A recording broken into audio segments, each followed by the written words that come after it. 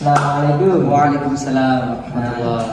Kali ini bertemu lagi ya di podcast singkat tentang kemanajemenan masjid. Dan ini kita telah didatangi seorang narasumber yang itu merupakan sosok yang telah berpengalaman di bidang masjid. Silakan perkenalan. Ya, jadi nama saya Farhan Ramadhani Firdaus, S1 Manajemen Dakwah di kampus Tidki Ar-Rahmah Surabaya.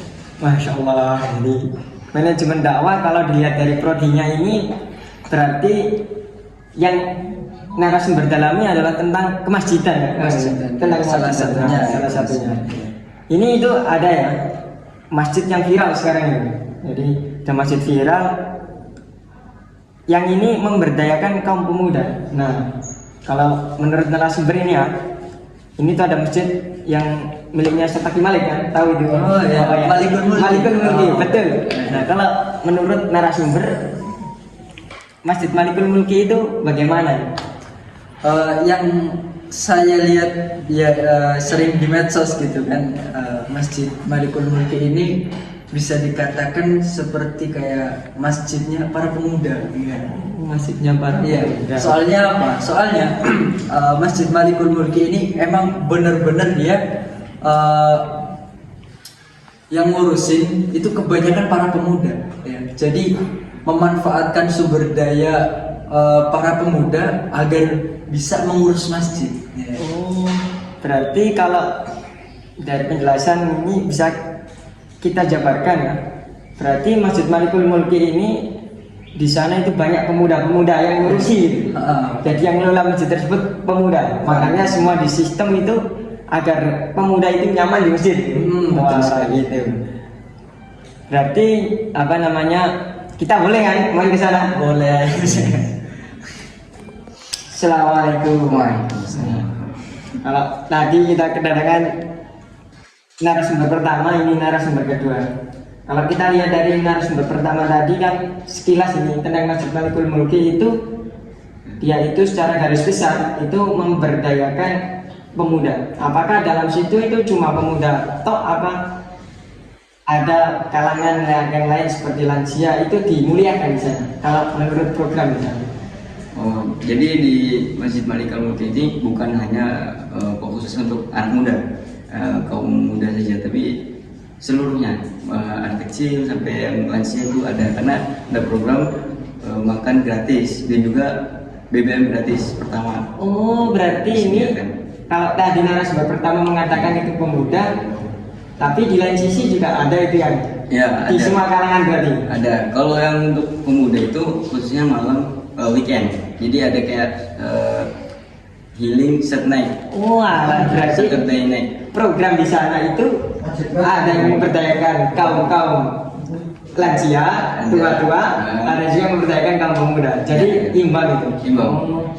Berarti kalau BBM sama makan ini adalah salah satu pemberdayaan masyarakat gitu. Iya, seluruh kalangan. Oh, seluruh kalangan. Tapi ada yang salah satu acara itu program itu yang Untuk anak muda. Untuk anak muda. Ya. Berarti sifatnya ini gaul lah gitu. Iya. Oh, alah. Dan itu ketika healing set night dibikin kayak ala-ala cafe gitu. Alah gaul. Ya, Wah, jadi berarti berasa kayak nongki. Jadi makanya untuk menarik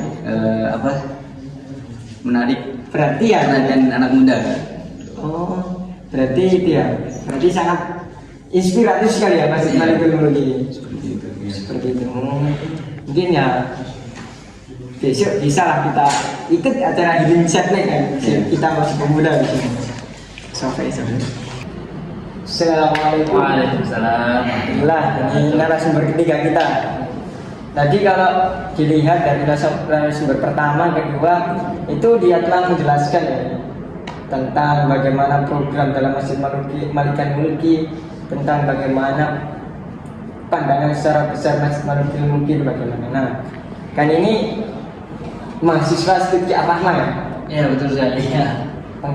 Ada mata kuliah pengantar manajemen. Ini saya yang ingin tanyakan itu bagaimana keterkaitan dari program-program Masjid Malikul Mulki dan juga pandangan Masjid Malikul Mulki secara besar itu dengan teori yang ada dalam kitab petek pengantar manajemen. Iya.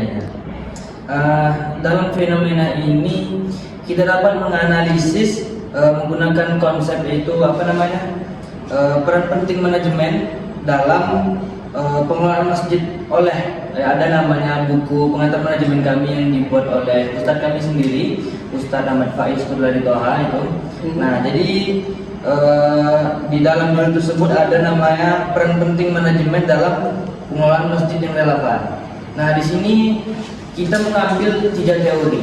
Nah, jadi yang pertama itu ada teori pengoptimalan pemanfaatan sumber daya. Itu yang pertama. Yang kedua itu ada perencanaan program dan kegiatan. Lalu yang terakhir itu hubungan antara jamaah dan masyarakat. Nah, yang pertama saya menjelaskan tentang apa itu mengoptimalkan pemanfaatan sumber daya. Nah, di sini dijelaskan bahwa manajemen masjid bertugas untuk mengelola sumber daya yang sebaik-baiknya, mengatur dan mengalokasikan serta mengoptimalkan pemanfaatan fasilitas dan memanfaatkan sumber daya yang terbaik. Oh, berarti kalau dalam bab ini itu kan yang pertama itu ada pengoptimalan. Ya, pengoptimalan. Jadi ini itu telah diterapkan berarti ya di dalam Masjid Malikal Mulki. Ya, pasti. Jadi bagaimana tentang sumber daya tersebut dialokasikan sehingga menjadikan masjid tersebut masjid yang menjadi pusat peradaban anak muda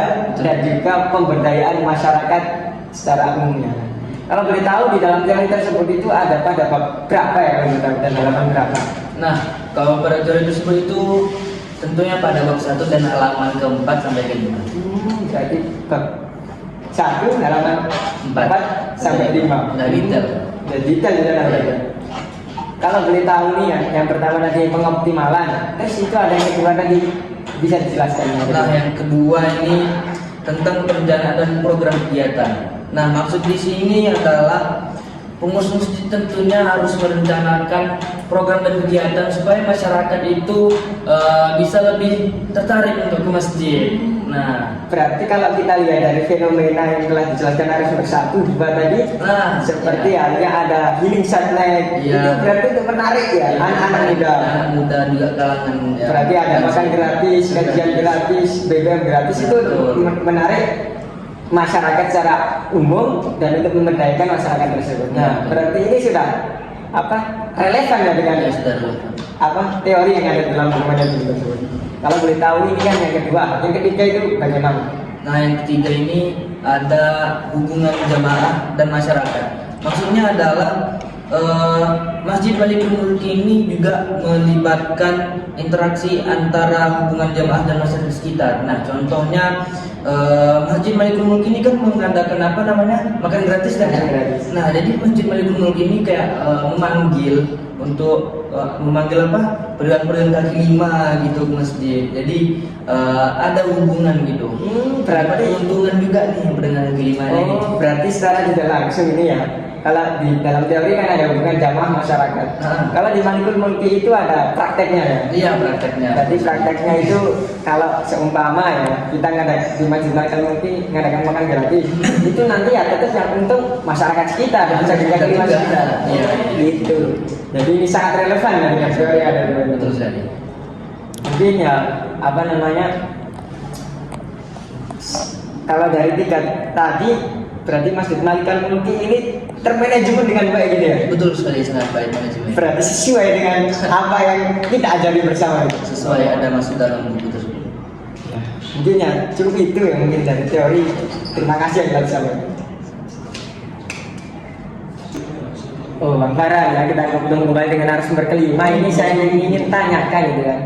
Tadi kan udah narasumber 1, 2, 3, 4 jelaskan secara gamblang dengan teorinya sekalian ya. Kalau menurut Bang Farah nih, gimana kesimpulan dari Masjid Malikul Mulki itu? Gimana kalau menurut pandangan Bang Farah? Jadi Masjid Malikul Mulki ini menurut saya itu keberadaannya sangat dibutuhkan bagi masyarakat karena sangat bermanfaat bagi masyarakat sekitar ataupun mahasiswa. Oh, berarti dengan adanya makan BBM itu bisa mempermudah gitu ya masyarakat Iya. yang ekonominya ke bawah. Yang kurang mampu gitu. Jadi bisa kita tarik kesimpulan bersama ya. Semoga semua masjid itu ya melakukan bisa bermanfaat bagi umat, dari umat dan kembali kepada umatnya. Tapi itu Bang Farah ya. Ya, itu saja. Assalamualaikum warahmatullahi wabarakatuh. Waalaikumsalam. Sip, oke.